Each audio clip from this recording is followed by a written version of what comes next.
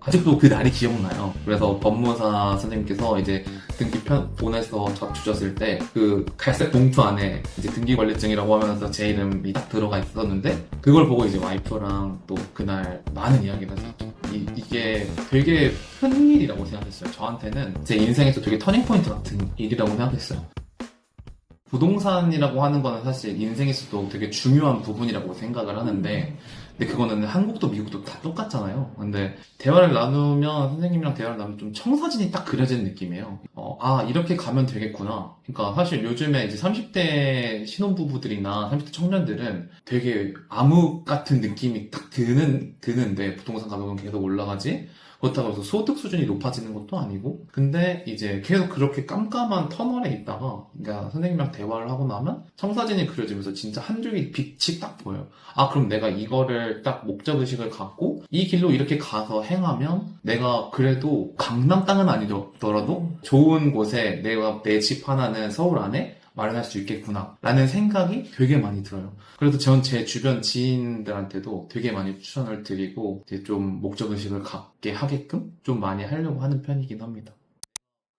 일단은 첫 번째는 달라진 점은 저 아파트가 사실 주거의 기준 표준화가 대한민국은 돼 있잖아요. 그럼 당연히 이제 아파트에서 시작을 하고 뭐 소형 아파트 그 다음에 이제 25평 이렇게 넘어가는 줄로만 알았었죠. 근데 이제 선생님 만나서 좀 많이 달라진 거는 주거의 표준이 아파트가 아니라 사실 빌라도 있고 다른 이제 항목들도 되게 선택할 수 있는 군들이 많은데 너무 하나에 되게 편협했구나라는 생각을 되게 많이 하게 됐고 그리고 두 번째는 결국에는 이제 부동산이라고 하는 거는 시간을 들이는 항목이라고 생각이 정확하게 들었어요. 그래서 정부의 비대칭성이라고 하는 게 명확하게 존재하는 곳이고 그렇기 때문에 비대칭성을 이용을 하면 오히려 시간을 투자를 해서 오히려 돈을 더 많이 벌 수 있겠구나 라는 걸 더 명확하게 느꼈고요. 그리고 선생님 만나고 뭐 이야기도 많이 나누고 하면서 느꼈던 거는 이제 부동산의 흐름이랑 그리고 개념 그리고 앞으로의 이제 나아가야 하는 방향 그런 것들을 조금 더 많이 더 깊게 알게 된 것 같아요. 그래서 식견 자체가 되게 넓어진 것 같아요.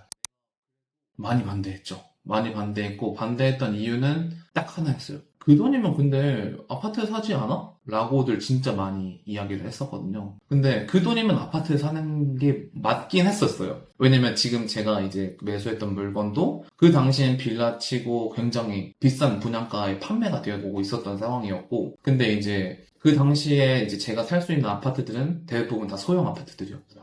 그래서 대부분 다 그런 이야기를 많이 했어요. 그 돈이면 그냥 아파트 사지 않아? 라고 했는데 근데 저는 조금 어느 정도 확신이 있었던 게 그런 소형 아파트들은 재건축에 관한 이슈가 명확하게 있어야 된다라고 생각을 했어요. 근데 이제 대부분 제가 선택할 수 있는 그 금액대 안에서는 재건축을 했을 때 그렇다고 해서 사업성이 엄청 좋았던 것도 아니고 그렇다고 해서 경쟁력이 엄청 좋았던 것도 아니었어요. 그래서 이제 고르다가 이제 선생님이랑 같이 이야기를 하고 어드바이스를 들으면서 이거는 무조건 재개발 빌라를 사서 빌라를 사면 성공하겠다라고 하는 확신이 있었어요. 그때 이건 하면 무조건 되겠다 라는 좀 어느 정도의 확신이 있었어요.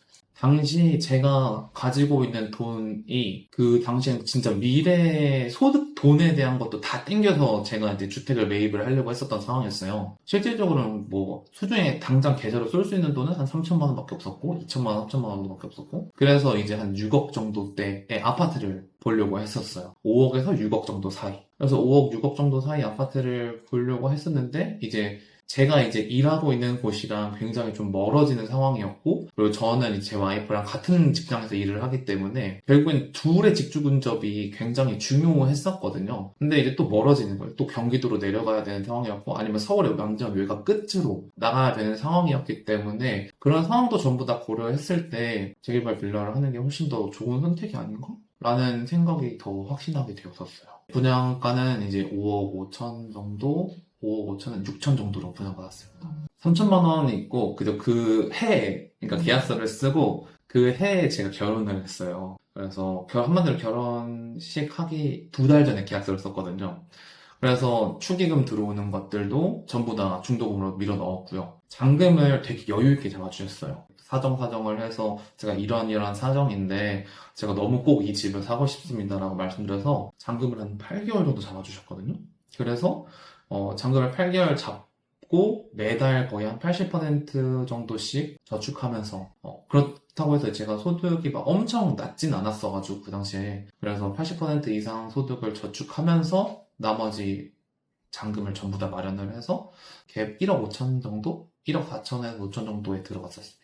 그 당시에는 좀 이제 신혼부부들한테 정책 보금자리 대출이라든지 그런 부분을 되게 유하게 많이 열어줬었기 때문에 오히려 대출 나올 때는 아무렇지 않게 그냥 턱턱턱 나왔어요. 게다가 딱 보금자리 기준인 6억 미만이었고, 그리고 6억 미만에서 이제 거의 그 당시에는 이제 생초 대출이 80%였으니까 80% 레버리지 전부 다 써서 이제 4억 넘게 대출을 받고, 그리고 40년 최저시계 분할 상환으로 받았었어요. 아직도 그 날이 기억나요. 그래서 법무사 선생님께서 이제 등기 보내서 주셨을 때 그 갈색 봉투 안에 이제 등기관리증이라고 하면서 제 이름이 딱 들어가 있었는데 그걸 보고 이제 와이프랑 또 그날 많은 이야기를 했었죠. 이게 되게 큰 일이라고 생각했어요. 저한테는 제 인생에서 되게 터닝포인트 같은 일이라고 생각했어요. 왜냐면 제 인생에서 부모님이랑 떨어져 나와서 결혼을 한 다음에 이제 어떻게 보면 바로 자가가 된 거고, 아, 서울 땅에 내 땅 10평이 있구나. 그게 너무 행복했습니다. 그 당시에. 왜냐면 제가 앞으로 뭐 망하고 뭐 사업적으로 안 되고 뭐 일을 만약에 못 한다고 하더라도 결국 제가 살 집은 있으니까요. 제가 살 집은 있으니까 그 기쁨이 엄청나게 컸던 것 같아요. 제가 처음에 투자한 금액은 이제 갭 금액으로 따졌을 때 1억 4천에서 5천 정도 들어갔고요. 지금 현재 저희 구역 내 매물 금액대가 갭이 4억에서 4억 5천. 그리고 제가 가지고 있는 건물 자체는 이제 관리산정 기준일을 막 통과한 이제 따뜻한 되게 최신축이었거든요. 23년 신축. 그래서 공시가격이 엄청 높다 보니까 이제 오히려 4억 5천 더 받을 수 있는 상황이라고 이제 부동산을 통해서 들었어요. 아직은 이제 고민을 하고 있는 단계이긴 한데 저는 이제 최종 목적지는 일단 용산이고요. 용산을 입성하기 위해서 지금도 이제 열심히 일하면서 뭐 저의 커리어도 준비를 하고 있고 하지만 이제 더 좋은 곳으로 갈아타서 이사를 덜 가도 거기가 나의 최상급지라고 생각을 하고 이제 묵묵하게 거기 눌러 앉아서 이제 있다가 조금 포트 조정도 하고 그렇게 하고 싶어요. 그래서 저의 꿈은 항상 이제 용산 입성이 목표입니다. 용산 입성을 위해서 앞으로 이제 후의 방향도 잡아 나가고 있습니다. 처음에는 이제 힘들어 하셨어요. 처음에는 힘들어 했는데, 근데 저희는 아직 아이가 없지만, 아이는 생각은 계속 하고 있었거든요. 아이한테 저는 이제 적어도 좋은 환경에서, 그러니까 공부를 하라고 하는 그런 요건이 아니라, 그래도 좋은 환경에서 좀 자라게 하고 싶은 마음이 되게 컸거든요. 그래서 제가 와이프한테 이제 많이 설득했던 부분은, 신혼부부일 때 밖에 모을 수가 없다.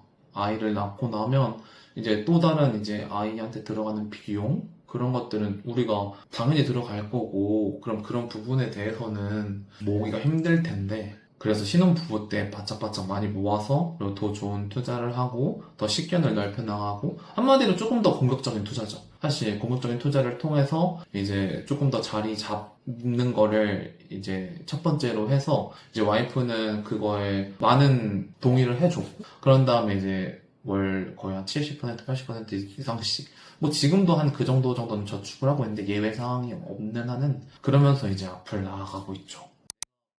그 정보를 활용한 거를 저는 진짜 무시를 못한다고 생각을 하거든요. 근데 그 결국에 부동산이라고 하는 정보는 인터넷상에서 나오지 않고 오프라인에서밖에 저는 없다고 생각을 해요. 그래서 주식이랑 코인이랑 다른 점은 얘네들은 사실 정보가 인터넷상에 흩뿌려져 있습니다. 그걸 그냥 지표로도 볼 수 있고 차트로도 볼 수 있고요. 근데 부동산은 사실 절대 그렇지 않다. 그렇기 때문에 용산임장 클래스든 스터디든 내가 직접 가서 보고 그리고 내가 직접 가서 걸어보고 그리고 걸었을 때 불편한 점 그리고 좋았던 점 그리고 앞으로 여기가 미래가 그려지는 점 그리고 거기 주민들만 알고 있는 정보들도 많거든요. 그러면 그런 것들을 직접 전에 듣고 그리고 공부를 해보는 시간이 저는 정말 중요하다고 생각해서 꼭 들어보라고 전 많이 권유도 드리고 있어요.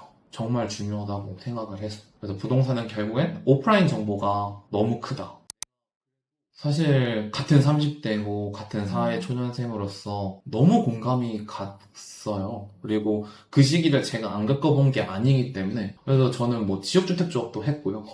그래서 별의별 걸 다 해봤기 때문에 이제 너무 그 마음을 충분히 이해를 하지만 결국엔 우리가 하나의 그 개념을 알고 갈 필요가 있어요. 그러니까 부동산은 부동산에 대한 집값이 오르는 게 아니라 결국에는 화폐 가치가 떨어지기 때문에 집값은 올라가는 것처럼 보일 뿐이라는 걸. 그러면 서울의 어떤 땅이든 지금이 제일 싼 거죠. 결국에 화폐 가치는 계속 떨어질 테니까 그러면 지금은 이제 주택을 지금 사야 하나 말아야 하나 지금 뭐 정부에서는 임대 관련돼서 이야기를 계속 하고 있는데 임대 관련돼서 들어가면 되지 않을까? 라고 고민을 하시는 분들이 되게 많으실 거고 집값이 떨어지길 기다리시는 분들도 계실 거예요. 근데 결국에는 제가 생각한 바로는 움직이셔야 된다. 지금 움직이셔야 되고 분명히 지금도 엄청난 정부의 비대칭성이 있기 때문에 그럼 그 정부의 비대칭성을 이용해서 우리는 조금 더 30대면 공격적으로 저희는 해도 된다. 그렇기 때문에 나중에 40대 때 포트를 조정을 하더라도 30대 때 공격적으로 이제 부동산이든 투자를 해서 40대를 밝게 봐야 된다. 라고 말씀드리고 싶어요.